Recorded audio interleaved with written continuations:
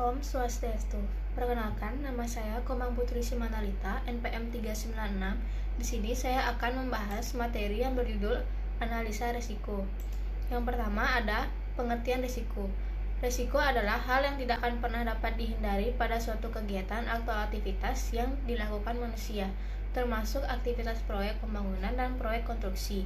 Karena dalam setiap kegiatan, seperti kegiatan konstruksi, pasti ada berbagai ketidakpastian. Faktor ketidakpastian inilah yang akhirnya menyebabkan timbulnya risiko pada suatu kegiatan. Selanjutnya ada macam-macam risiko. Yang pertama, ada risiko berdasarkan sifat. Risiko berdasarkan sifat terdiri atas dua jenis, yaitu risiko spekulatif, risiko yang memang sengaja diadakan agar di lain pihak dapat diharapkan hal-hal yang menguntungkan. Yang kedua, risiko murni. Risiko yang tidak disengaja yang jika terjadi dapat menimbulkan kerugian secara tiba-tiba. Yang kedua, risiko berdasarkan dapat tidak dialihkan. Risiko yang dapat dialihkan yaitu risiko yang dapat dipertanggungan sebagai objek yang terkena risiko kepada perusahaan asuransi dengan membayar sejumlah premi. Dengan demikian, kerugian tersebut menjadi tanggungan atau beban perusahaan asuransi. Yang kedua, risiko yang tidak dapat dialihkan, yaitu semua risiko yang termasuk dalam risiko spekulatif yang tidak dapat dipertanggungan pada perusahaan asuransi. Baik, di sini saya akan menjelaskan tentang manajemen risiko. Untuk dapat menanggulangi semua risiko yang mungkin terjadi, diperlukan sebuah proses yang dinamakan sebagai manajemen risiko. Adapun beberapa definisi manajemen risiko dari berbagai literatur yang didapat antara lain, yang pertama, manajemen risiko merupakan proses formal di mana faktor-faktor risiko secara sistematis diidentifikasi, diukur, dan dicari. Yang kedua, manajemen risiko merupakan metode penanganan sistematis formal di mana dikonsentrasikan pada pengidentifikasian dan pengontrolan peristiwa atau kejadian yang memiliki kemungkinan perubahan yang tidak diinginkan. Yang ketiga, manajemen risiko dalam konteks proyek adalah seni dan pengetahuan dalam mengidentifikasi, menganalisa, dan menjawab faktor-faktor risiko sepanjang proyek. Adapun beberapa pengertian manajemen risiko menurut beberapa ahli. Yang pertama ada dari William dan Haynes tahun 1985.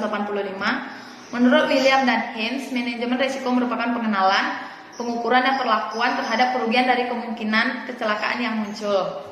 Yang kedua ada dari Reza tahun 2008.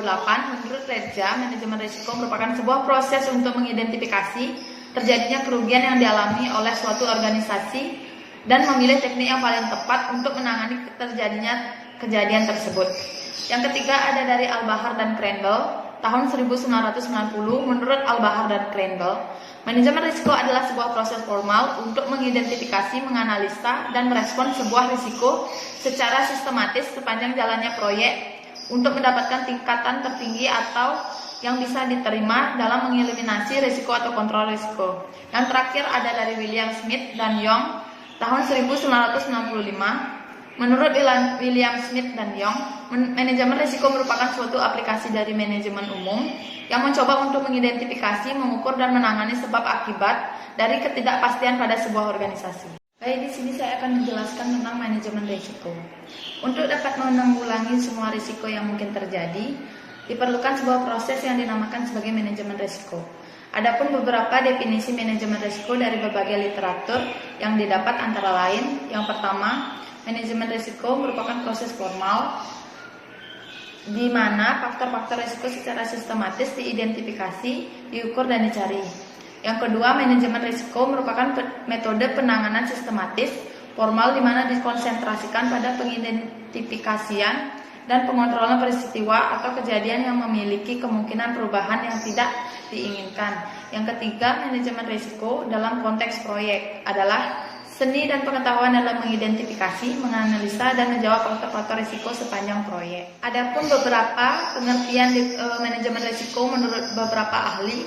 Yang pertama ada dari William dan Haynes tahun 1985. Menurut William dan Haynes, manajemen risiko merupakan pengenalan, pengukuran, dan perlakuan terhadap kerugian dari kemungkinan kecelakaan yang muncul. Yang kedua ada dari Reza tahun 2008.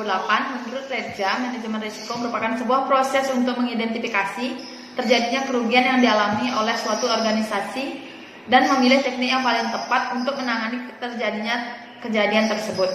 Yang ketiga ada dari Al-Bahar dan Crandall tahun 1990. Menurut Al-Bahar dan Crandall, manajemen risiko adalah sebuah proses formal untuk mengidentifikasi, menganalisa, dan merespon sebuah risiko secara sistematis sepanjang jalannya proyek untuk mendapatkan tingkatan tertinggi atau yang bisa diterima dalam mengeliminasi risiko atau kontrol risiko. Yang terakhir ada dari William Smith dan Young tahun 1965. Menurut William Smith dan Young, manajemen risiko merupakan suatu aplikasi dari manajemen umum yang mencoba untuk mengidentifikasi, mengukur, dan menangani sebab akibat dari ketidakpastian pada sebuah organisasi. Adapun tahapan manajemen risiko menurut William dan Haynes tahun 1985, yang pertama ada identifikasi risiko, yang kedua ada menafsir kerugian yang dapat terjadi atau menentukan probabilitas dan dampaknya, yang ketiga ada menangani risiko, yang keempat ada pengimplementasian, yang kelima ada memonitor dan mengevaluasi pengimplementasian.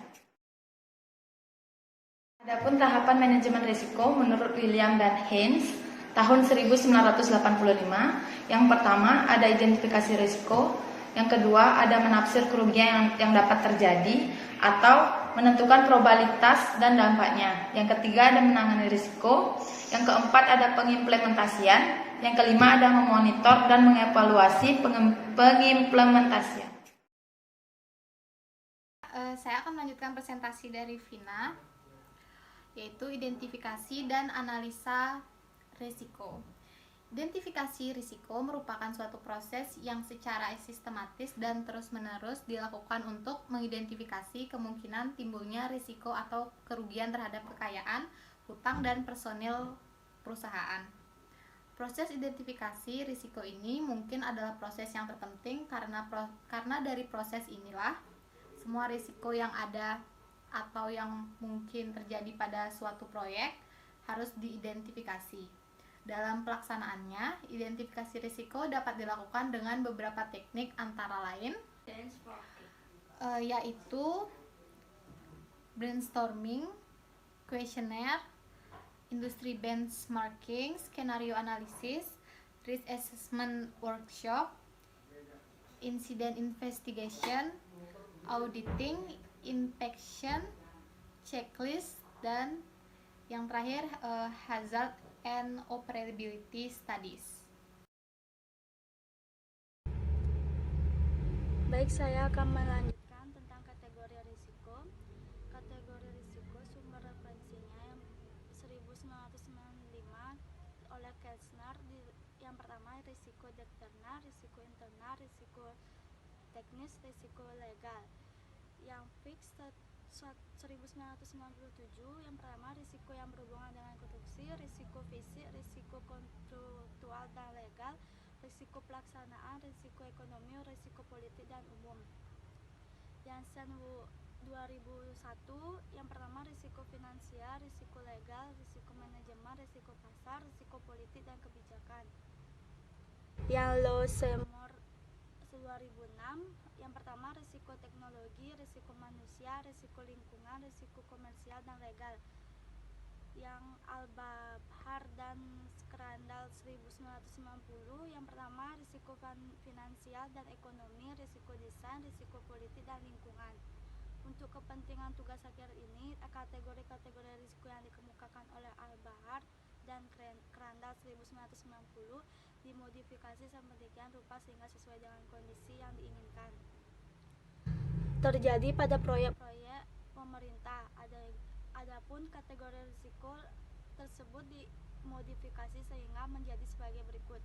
Yang pertama, finansial dan ekonomi, yang termasuk dalam kategori ini misalnya fluktuasi tingkat inflasi dan suku bunga. Strategi yang terakhir yaitu respon manajemen. Ada 5 strategi alternatif untuk menangani risiko. Yang pertama, menghindari risiko. Menghindari risiko merupakan strategi yang sangat penting. Strategi ini merupakan strategi yang umum digunakan untuk menangani risiko. Dengan menghindari risiko, kontraktor dapat mengetahui bahwa perusahaannya tidak akan mengalami kerugian akibat risiko yang telah ditafsir. Di sisi lain, kontraktor juga akan kehilangan sebuah peluang untuk mendapatkan keuntungan yang mungkin didapatkan dari asumsi risiko tersebut. Yang kedua, mencegah risiko dan mengurangi kerugian. Alternatif strategi yang kedua adalah mencegah risiko dan mengurangi kerugian. Strategi ini secara langsung mengurangi potensi risiko kontraktor dengan dua cara, yaitu mengurangi kemungkinan terjadinya risiko dan mengurangi dampak finansial dari risiko apabila risiko tersebut benar-benar terjadi. Yang ketiga, meretensi risiko. Retensi risiko telah menjadi aspek penting dari manajemen risiko ketika perusahaan menghadapi risiko proyek. Retensi risiko adalah perkiraan secara internal, baik secara utuh maupun sebagian, dari dampak finansial suatu risiko yang akan dialami oleh perusahaan. Keempat, mentransfer risiko. Pada dasarnya, transfer risiko dapat dilakukan melalui negosiasi kapanpun kontraktor menjalani perencanaan kontraktual dengan banyak pihak seperti pemilik, subkontraktor, ataupun supplier material dan peralatan. Karakteristik esensial dari transfer risiko ini adalah dampak dari suatu risiko apabila risiko tersebut benar-benar terjadi, ditanggung bersama atau ditanggung secara utuh oleh pihak lain selain kontraktor. Yang kelima, ada asuransi. Asuransi menjadi bagian penting dari program manajemen risiko, baik untuk sebuah organisasi ataupun untuk individu. Asuransi juga termasuk di dalam strategi transfer risiko, di mana pihak asuransi setuju menerima beban finansial yang muncul dari adanya kerugian.